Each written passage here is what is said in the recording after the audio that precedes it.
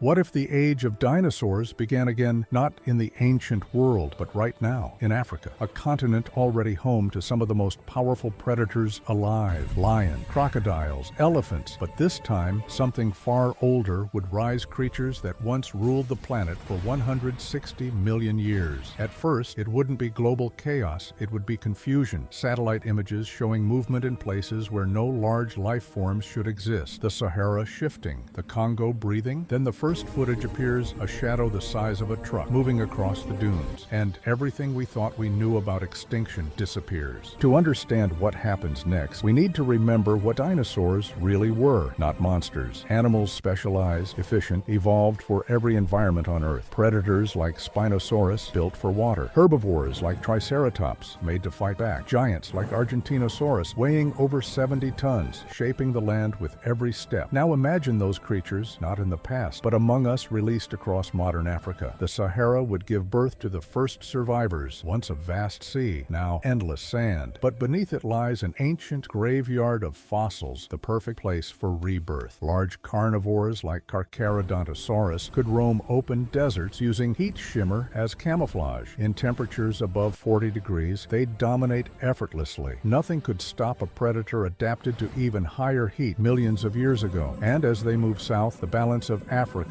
begins to fracture. Across the Nile basin, massive herbivores graze. Their weight reshapes the land rivers diverted. Forests crushed, waterholes turned into craters. Crocodiles that once ruled the shallows now face rivals larger than any they've seen. Predators evolved through fear, and this time they'd meet something they can't intimidate. For the first time in millennia, Africa's top predators aren't mammals, they're reptiles from another age. But it's in Central Africa where everything changes. The Congo rainforest, one of the last untouched wildernesses on Earth, dense, humid, and ancient, a perfect mirror of the world dinosaurs once knew. Here, smaller species like raptors, Compsognathus, and early ceratopsians could thrive. Hidden beneath the canopy, hunting in silence. No satellites could track them. No human could find them. The jungle would hide them and protect them. Within months, the ecosystems would start collapsing. Elephants pushed from watering holes, hippos dragged under by new apex predators, migration routes blocked by herds of herbivorous giants, entire regions silenced. Because evolution doesn't care about history, only about what survives. If you're fascinated by these what-if worlds where time collides with life, subscribe to Lost Timeline. Every episode explores what happens when the past returns and the Earth reminds us